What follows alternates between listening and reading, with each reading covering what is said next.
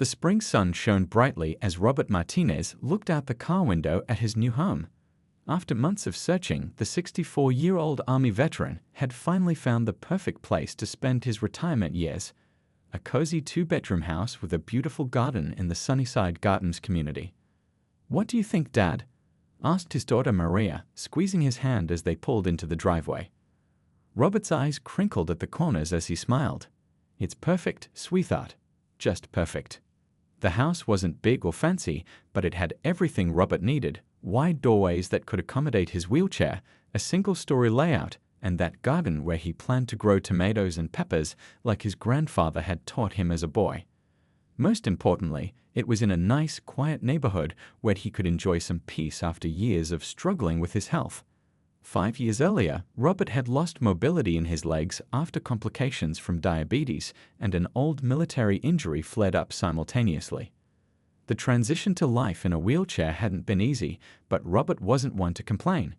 He'd served his country proudly for 22 years, and he faced this new challenge with the same determination he'd shown throughout his military career. "Let's get you inside," Maria said, helping her father into his wheelchair. Robert's son-in-law Tom had built a simple wooden ramp over the front steps the previous weekend so Robert could enter his new home independently. It wasn't fancy, just pressure-treated lumber with a non-slip surface, but it did the job. That first evening in his new home felt like a blessing. Robert sat in his living room surrounded by moving boxes, feeling hopeful for the first time in years. His military pension would cover the mortgage, and the house was close enough for Maria and her kids to visit on weekends.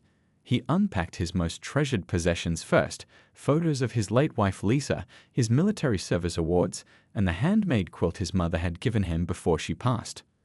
"Home sweet home," he whispered to himself as he wheeled around the house, getting a feel for the space that was now his. The next morning, Robert was enjoying coffee on his front porch when he noticed a woman with perfectly styled gray hair and expensive-looking clothes marching up his driveway. Her lips were pressed into a thin line, and she carried a clipboard in one hand. Something about her purposeful stride made Robert sit up straighter in his wheelchair. "Good morning," Robert called out with a friendly wave. "Beautiful day, isn't it?" The woman barely acknowledged his greeting. "Are you the new owner?"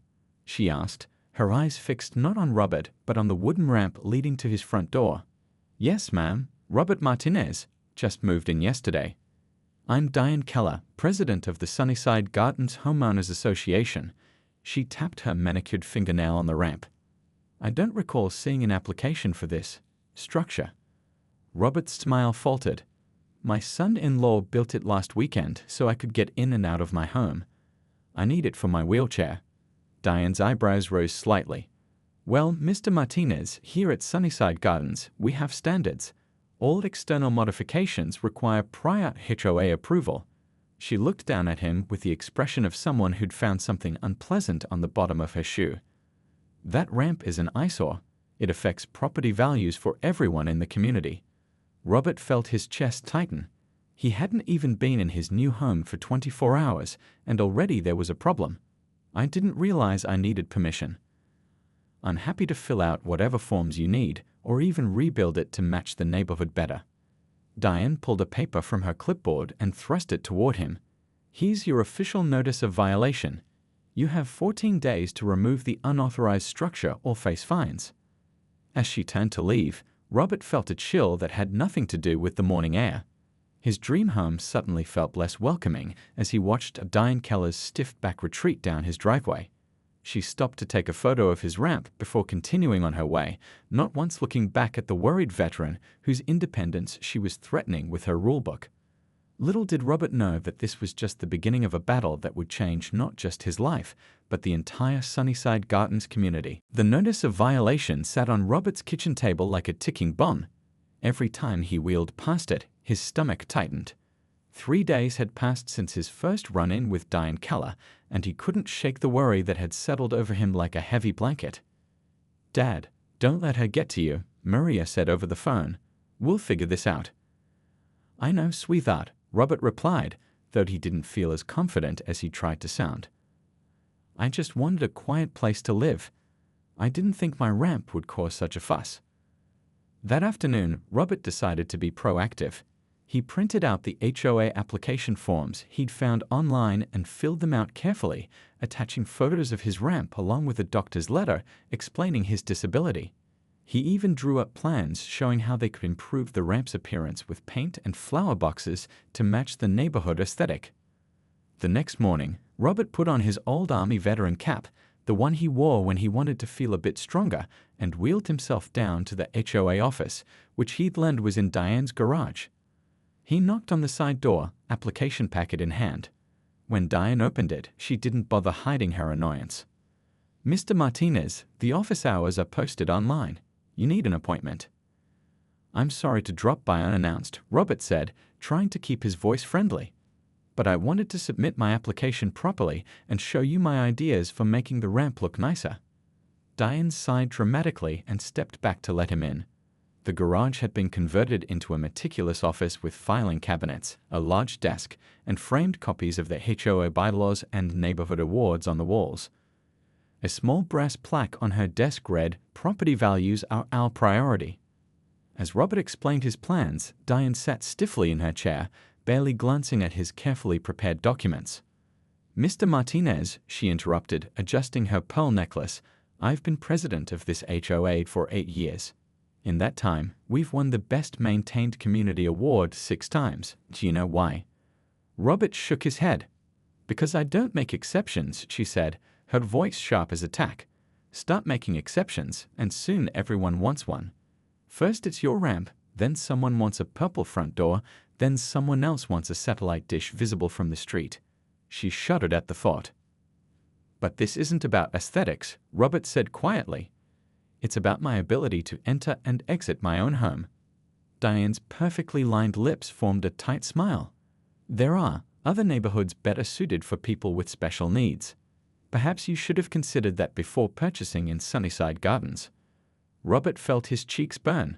In his 22 years in the military, he'd faced all kinds of difficult people, but something about Diane's cold dismissal of his dignity hit him hard. "I have the right to live here like anyone else," he said, his voice steady despite his rising anger. "And federal law protects my right to reasonable accommodations for my disability." At the mention of federal law, something flickered across Diane's face, a momentary crack in her composed exterior. But it vanished quickly. 14 days, Mr. Martinez," she said, sliding his application into a drawer without stamping it received. "The bylaws are quite clear." On his way home, Robert stopped at the community park to collect his thoughts. An older couple walking their dog waved hello, and he waved back, wondering if they too lived under Diane's watchful eye. That evening, his neighbor from across the street, a kind woman named Beth who had brought him a welcome basket when he moved in, stopped by. "I saw you visiting Diane earlier," she said, her voice low as if they might be overheard. "You're not the first person she's given trouble to. Last year, the Rodriguez family wanted to put up a basketball hoop for their kids, and she made them take it down.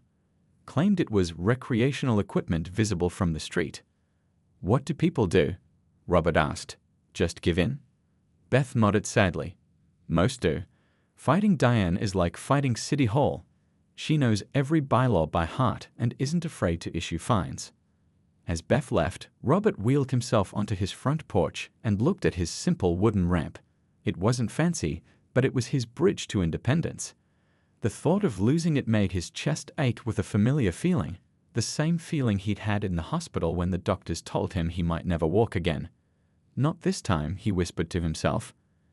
"I didn't survive war and illness to be trapped in my own home." The sun was setting over Sunnyside Gardens, casting long shadows across the perfectly maintained lawns. Somewhere in the distance, a dog barked and children laughed. Robert took a deep breath of the evening air and made himself a promise. He would not be bullied out of his home or his dignity, not by Diane Keller or anyone else. The day started like any other for Robert. He had his usual breakfast of toast and coffee, took his medications, and got ready for his doctor's appointment. It had been exactly 15 days since Diane handed him the violation notice, but he hadn't heard anything more from her. He hoped his application and willingness to improve the ramp's appearance might have changed her mind. "You sure you don't want me to reschedule and stay with you today?" Maria asked over the phone that morning. "No need to worry," Robert assured her. It's just a regular checkup. I'll be fine on my own. Maria picked him up at 11. As they drove away from Sunnyside Gardens, Robert looked back at his little house, the wooden ramp gleaming in the sunlight. Something told him to take a good look, but he brushed the feeling aside. The doctor's appointment took longer than expected. Dr. Chen wanted to run additional tests on Robert's circulation, concerned about some numbness in his left foot. By the time they finished, it was already past 3 in the afternoon. "Sorry that took so long, Dad," Maria said as she helped him back into the car. "At least Dr. Chen says your blood pressure is finally under control." Robert smiled. "That's something. Though I'm not sure how long my good numbers will last once we get back to dealing with Diane Keller." They laughed, but the joke would soon turn bitter. As Maria's car turned onto Robert's street, he noticed a pickup truck in his driveway. A man in work clothes was loading something into the back. "Who's that?" Maria wondered aloud, slowing down. Robert squinted, trying to make out what was happening. "I don't know. I didn't hire any." His words cut off as realization dawned. "Maria, those are pieces of wood. Those are pieces of my ramp." Maria accelerated, pulling up beside the truck just as the worker was closing the tailgate. Beside him stood Diane Keller, clipboard in hand, checking something off her list with a satisfied expression. "What's going on here?" Maria demanded, jumping out of the car. "What have you done?" Diane turned, her face a mask of calm authority. "The violation period expired today. As per Section 8.3 of the HOA bylaws, the association has the right to remove non-compliant structures and bill the homeowner for removal costs." Robert sat frozen in the passenger seat, staring at the jagged remnants of his ramp. Where that morning there had been a sturdy wooden structure allowing him access to his home, now there were only splinters and a 4-step barrier between him and his front door. "You can't do this." Maria's voice shook with anger. "My father is disabled. That ramp was his only way in and out." Diane sniffed. "Perhaps you should have considered that before ignoring our rules. The application your father submitted was denied yesterday. A notice was left in his mailbox." Robert finally found his voice. "I didn't receive any notice." "That's hardly my concern," Diane replied, turning to the worker. "We've finished here. Please send the invoice to my office." The worker, a middle-aged man with a weathered face, looked uncomfortable. He glanced at Robert in the car, then back at the house with its now inaccessible entrance. "Lady, I didn't know this was somebody's access ramp. You told me it was an unauthorized shed addition." Diane's smile tightened. "You've been paid to do a job, not ask questions." As Diane walked away, Maria turned to Robert, tears of frustration in her eyes. "How are we going to get you inside?" Just then, a neighbor from 2 doors down, a burly man named Joe, who Robert had waved to but never really met, came walking over. "I saw what happened," he said, his face grim. "Need a hand." Between Joe and Maria, they managed to lift Robert's wheelchair up the steps and into the house, a humiliating process that left Robert red-faced and breathless from the effort of staying balanced. Once inside, Robert wheeled himself to the living room window and watched Diane's car drive away. The sun glinted off her pearl necklace as she turned the corner, not once looking back at what she'd done. "I'm calling a lawyer," Maria said, her voice tight with controlled rage. "This isn't just wrong, Dad. It's illegal." Robert nodded, unable to speak past the lump in his throat. In that moment, he felt more trapped than he had since his first days in a wheelchair. His home had become his prison, and the woman who had put him there was driving away without a care in the world. That night, as he struggled to fall asleep, Robert thought about all the obstacles he'd overcome in his life: war, injury, illness, loss. Each time, he picked himself up and kept going. This would be no different, he decided. Diane Keller might have taken his ramp, but she hadn't broken his spirit. Not by a long shot. News traveled fast in Sunnyside Gardens. By the next morning, most neighbors had heard about what happened to Robert's ramp. As he sat by his living room window, feeling like a prisoner in his own home, Robert noticed people slowing down as they walked past his house, some shaking their heads, others taking pictures with their phones. "You've become the talk of the neighborhood, Dad," Maria said, bringing him a cup of coffee. She'd stayed overnight, sleeping on his couch to make sure he was okay. "Not exactly how I planned to meet the neighbors," Robert replied with a weak smile. Around 10 o'clock, there was a knock at the door.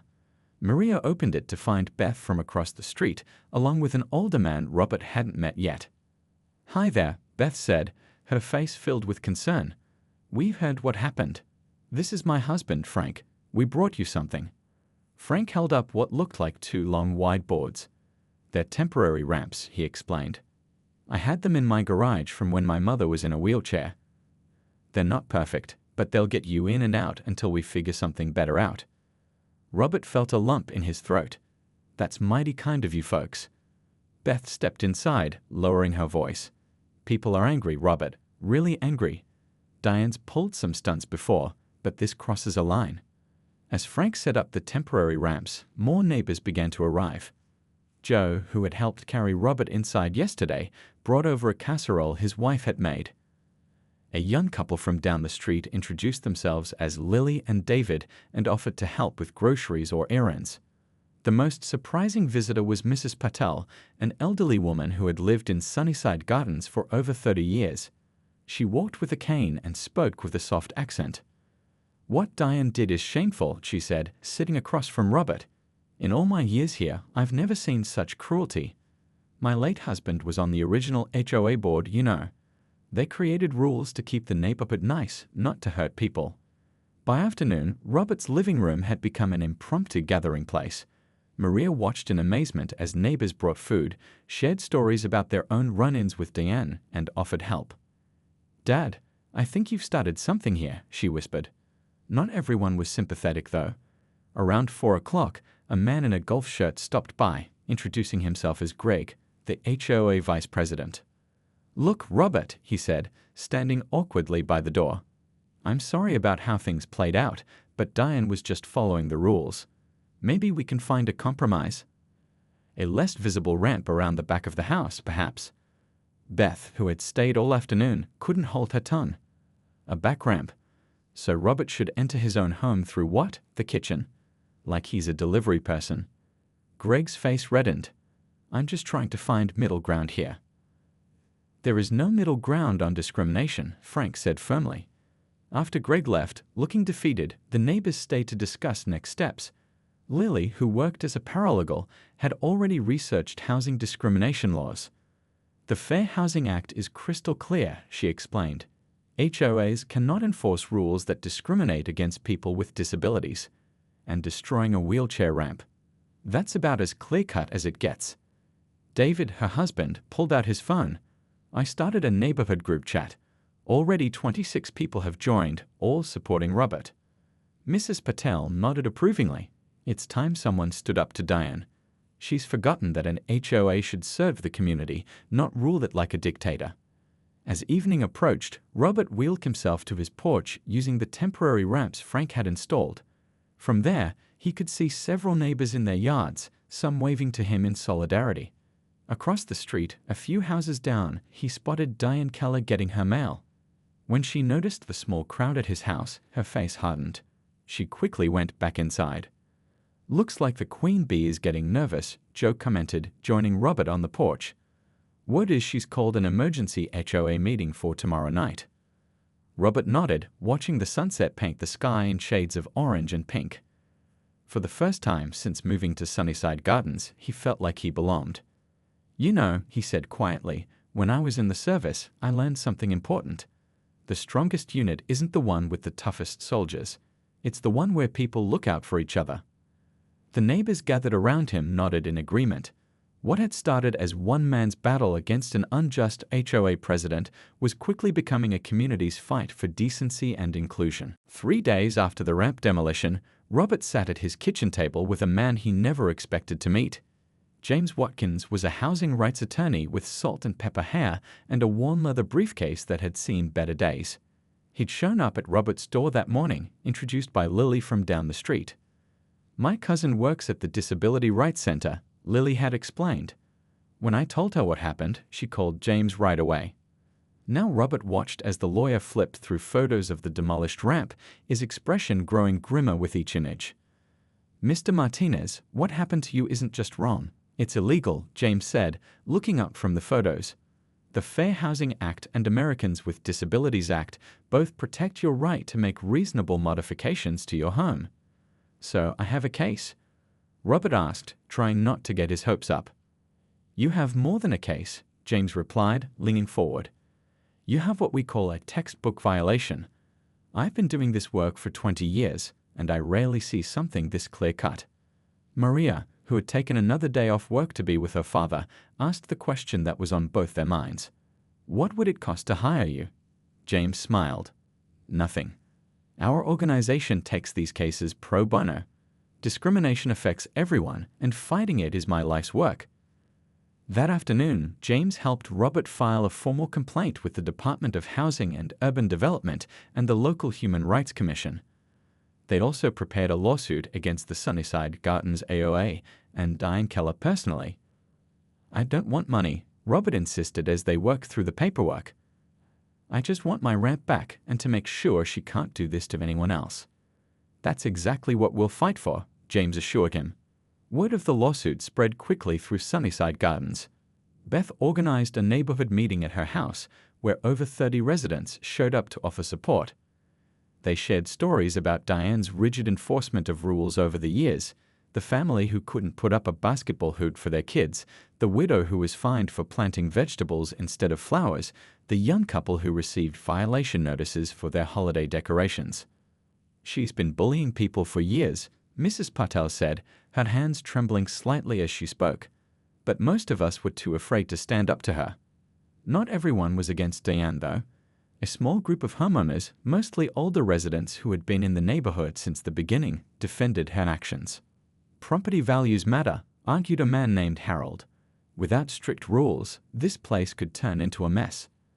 Is a wheelchair ramp really going to lower your property value? Jode fired back. Or is it just that you don't want to look at something that reminds you people with disabilities exist? The tension in the community grew when the local news picked up the story. A reporter showed up at Robert's door on a rainy Tuesday morning, asking for an interview. I'm not looking for attention, Robert told Maria when she arrived later. I just wanted a peaceful place to live. Dad, this isn't just about you anymore, she said gently. Think about other people with disabilities who might face the same discrimination. After thinking it over, Robert agreed to the interview. The next evening, his story aired on the 6 o'clock news. The camera panned over his inaccessible front steps, then showed him using the temporary ramps that were too steep for him to navigate independently. I served my country for 22 years, Robert said on camera, his voice steady despite his nervousness. All I want is the freedom to enter and exit my own home with dignity. The reporter also approached Diane Keller for comment. Standing in her perfectly manicured front yard, Diane insisted she was simply enforcing the rules. The HOA has procedures that must be followed. Mr. Martinez chose to ignore those procedures. When asked about the legal requirements to accommodate disabilities, Diane's smile tightened. I'm not at liberty to discuss ongoing legal matters. The news segment ended with a statement from James Watkins. This case represents one of the most blatant violations of disability rights I've seen in my career. We intend to ensure that justice is served, not just for Mr. Martinez, but for anyone facing similar discrimination. That night, Robert's phone rang constantly with calls from old military friends, former colleagues, and even strangers who had seen his story and wanted to offer support. As he finally settled into bed, exhausted from the day's events, he heard a car door slam outside. Wheeling himself to the window, he watched as a small group of people gathered in his front yard. In the glow of flashlights, they were measuring his steps. One man sketched something on a notepad while others discussed plans. Dad. Maria called, waking up on the couch. What's going on? Robert smiled, a real smile that reached his eyes for the first time in days. I think, he said softly, the cavalry has arrived. 6 months seemed both too long and too short as Robert waited for his day in court. The temporary ramp built by his neighbors the night after the news story aired had made his life easier, but it wasn't a permanent solution. Every time he used it, he was reminded of what Diane had taken from him. The morning of the hearing finally arrived with clear skies and a crisp autumn breeze. Robert woke before dawn, his stomach in knots. You ready for this? Maria asked as she helped him with his tie. He'd insisted on wearing his old dress uniform, not the full regalia, just the navy blue jacket with his service pins. "As ready as I'll ever be," he replied, his voice steadier than he felt. The federal courthouse was an imposing building of stone and glass in the city center. As their car approached, Robert spotted a small crowd gathered outside. "What's all this?" he wondered aloud. Maria smiled. "Looks like your fan club showed up." At least 20 neighbors from Sunnyside Gardens stood on the courthouse steps, many holding handmade signs. "Home is for EVAI read one. Disability rights are human rights," declared another. Beth and Frank waved as they spotted Robert's car, and Mrs. Patel gave him a thumbs up from her seat on a portable chair. "I told you, Dad," Maria said softly. "This isn't just about you anymore." Inside, the courtroom was wood-paneled and formal. Robert positioned his wheelchair in the space beside his lawyer, James, who looked calm and prepared with stacks of documents arranged neatly before him. At the defense table sat Diane Keller, dressed in a crisp blue suit, her pearl necklace gleaming under the fluorescent lights. Beside her was a sharp-looking attorney in an expensive suit and Greg, the HOA vice president, who couldn't seem to meet Robert's eyes. A side door opened, and everyone rose as Judge Eleanor Simmons entered. She was a tall black woman in her 60s with silver-streaked hair and reading glasses perched on her nose. Her reputation as a no-nonsense judge who knew the law inside and out had made Robert nervous, but James had assured him this was actually in their favor. "Be seated," Judge Simmons said, her voice clear and authoritative. She looked over her reading glasses at both parties before speaking again. "Case number 4752, Martinez versus Sunnyside Gardens Homeowners Association and Diane Keller. Let's begin." The next 2 hours were a blur of legal terms and testimony. James presented their case methodically, showing photos of the demolished ramp, Robert's disability documentation, and the HOA's written denial of his application, which, as it turned out, had been backdated after the ramp was already torn down. What surprised Robert most was when James called several other Sunnyside Gardens residents to testify. Mrs. Patel described how Diane had denied her request for a handrail on her front steps 3 years ago. A man named Mike talked about being refused permission for a special parking space near his home after his back surgery. "Your Honor," James said, "these aren't isolated incidents. They show a pattern of discrimination against residents with disabilities." When it was Diane's turn to testify, she sat ramrod straight in the witness chair, her voice clipped and confident. "The rules apply to everyone equally," she insisted. "Mr. Martinez didn't follow proper procedures." "Ms. Keller," Judge Simmons interrupted, peering over her glasses, "are you aware that under federal law, accommodations for disabilities aren't optional? That they supersede HOA regulations?" "Our bylaws clearly state," Diane began, but the judge cut her off. "I didn't ask about your bylaws, Ms. Keller. I asked if you understand that federal law takes precedence over HOA rules." For the first time since Robert had met her, Diane looked flustered. "Well, that is." She glanced at her lawyer, who whispered something to her. "Yes, Your Honor, but we still have standards to maintain." "Standards," Judge Simmons repeated, her tone making the words sound like something distasteful.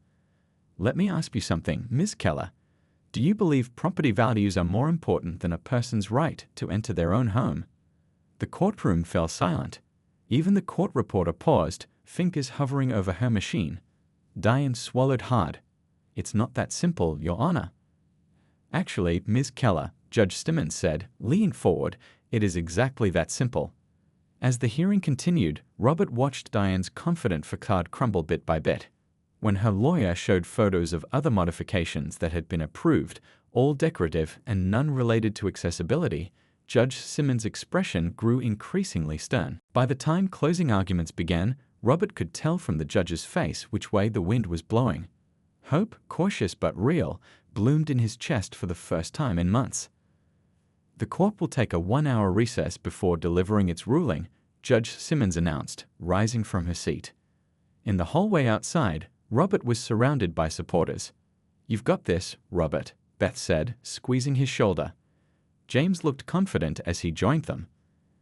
"I don't want to count chickens before they hatch," he said quietly, "but I think Judge Simmons sees exactly what's been happening here." Robert nodded, too overwhelmed to speak. Whatever happened next, he knew he wasn't alone anymore. The hour-long recess felt like an eternity. Robert sat quietly in the courthouse hallway, surrounded by neighbors who had become friends. His hands rested in his lap, occasionally fidgeting with the service pin on his jacket. "Whatever happens," Maria whispered, kneeling beside his wheelchair, "you stood up for what's right." "I'm so proud of you, Dad." When they filed back into the courtroom, the tension was thick enough to cut with a knife. Diane sat stiffly at the defense table, her lawyer whispering urgently in her ear. She didn't look at Robert, hadn't looked at him once during the entire hearing. Judge Simmons entered the courtroom, her face solemn as she took her seat. The rustling and murmuring immediately died down. "I've reviewed the evidence and testimony presented today," she began, her voice filling the room. "Normally, I would take a case of this complexity under advisement and issue a written ruling in a few weeks. However, the facts here are so clear that further deliberation would only delay justice." Robert felt James's hand on his shoulder, a gentle squeeze of encouragement. "This court finds in favor of the plaintiff, Robert Martinez," Judge Simmons declared. "The actions of the Sunnyside Gardens HOA and its president, Diane Keller, constitute a clear and egregious violation of the Fair Housing Act and the Americans with Disabilities Act." A soft murmur rippled through the courtroom. Mrs. Patel dabbed at her eyes with a handkerchief. Beth and Frank exchanged looks of relief, but Judge Simmons wasn't finished. "The defendants are hereby ordered to pay damages in the amount of $50,000 for emotional distress and violation of Mr. Martinez's civil rights. Furthermore, they are ordered to immediately approve and fund the construction of a permanent wheelchair ramp at Mr. Martinez's home, to be completed within 30 days. Robert could hardly believe what he was hearing, but the judge continued, her voice growing even more resolute. "Additionally, this court finds that Ms. Keller has demonstrated a pattern of discriminatory behavior that cannot be allowed to continue. Therefore, I am ordering that all current HOA board members attend comprehensive training on fair housing laws and disability rights." Diane's face had gone pale, her fingers clutching her pearl necklace so tightly that Robert worried the string might break. Finally, Judge Simmons said, "Lean forward slightly. Given the evidence of ongoing discrimination under the current leadership, I am ordering that Diane Keller be removed from her position as HOA president, effective immediately, and that she be barred from serving on any HOA board for a period of 5 years." Gasps echoed around the courtroom. Diane's lawyer jumped to his feet. "Your Honor, with all due respect, the court doesn't have the authority to—" "I assure you, Counselor, I do," Judge Simmons interrupted, her tone leaving no room for argument. "Federal courts have broad authority to fashion appropriate remedies for violations of civil rights laws. If you disagree, you're welcome to appeal. Court is adjourned." With a sharp crack of her gavel, it was over. Outside the courthouse, Robert was surrounded by well-wishers. James knelt beside his wheelchair, grinning from ear to ear. "You made history today, Robert," he said.